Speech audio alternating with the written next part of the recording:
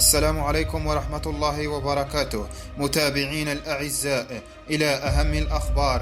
غياب كريم بنزيما عن مونديال قطر بداعي الإصابة. وأخيرا البرتغالي كريستيانو رونالدو يعترف بمهارة ليونيل ميسي. لنبدأ على بركة الله.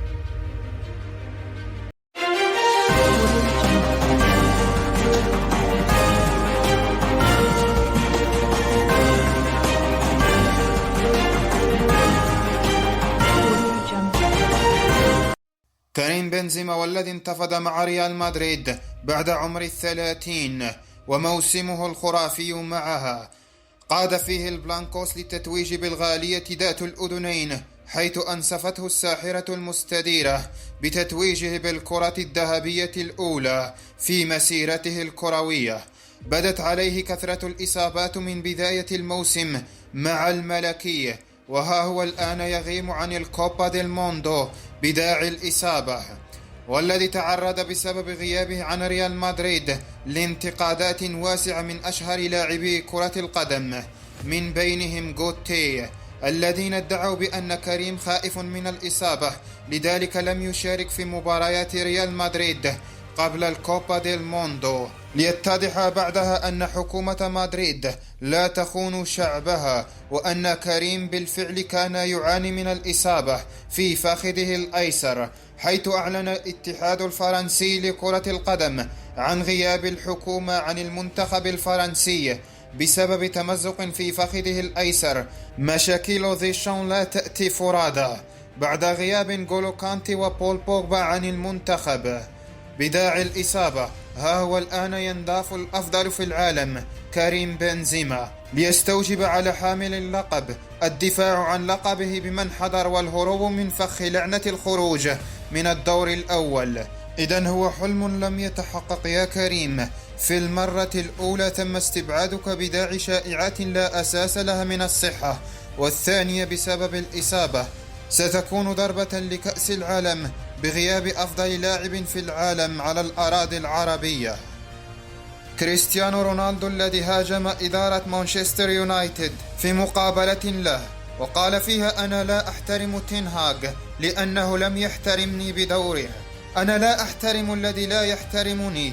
وأضاف قائلا عن مدرب مانشستر يونايتد السابق: إذا لم تكن مدربا من قبل، كيف يمكن أن تكون مدربا لمانشستر يونايتد من الأساس؟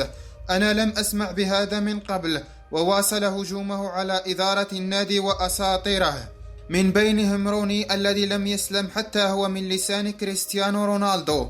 وفي نفس المقابلة قال في حق ليونيل ميسي منافسه الأزلي في عالم الجلد المدور، وشرح تنافسهما الطويل على حصد الألقاب، وخصوصا عندما كان يلعب في ريال مدريد وبرشلونة، حيث قال: ميسي لاعب ساحر ويقوم بأشياء عظيمة لكرة القدم، ورغم تنافسنا الطويل لم نصبح أصدقاء خارج الملعب.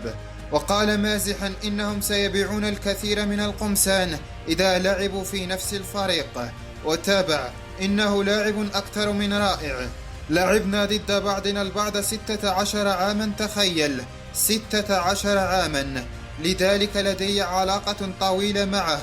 وأضاف صاروخ ماديرا: لست صديقا لميسي، ما أعنيه هو الصديق الذي يزورك في المنزل ويتحدث معك عبر الهاتف، ولكنه مثل زميلي في الفريق، إنه رجل أحترمه حقا بالطريقة التي يتحدث بها عني دائما، حتى زوجتي أو صديقتي يحترمونه دائما لأنها من الأرجنتين، صديقتي من الأرجنتين. ماذا سأقول عن ميسي؟ رجل رائع يفعل أشياء خرافية لكرة القدم. وحين سأله عن إذا كان يريد تناول العشاء مع ليونيل ميسي، قال: لما لا، أنا أحب ذلك، أحب أن ألتقي بالناس، أحب الناس كما تعلم، أحب تشارك الأشياء وتعلم الأفكار، سأفعل ذلك بكل تأكيد. وربما تحدث بين مناظرة مثل الذي حدثت بين بيليه ودييغو أرماندو مارادونا. إذا أعجبك الفيديو لا تنسى الاشتراك وتفعيل جرس التنبيهات ليصلك كل جديد. والسلام عليكم ورحمة الله وبركاته.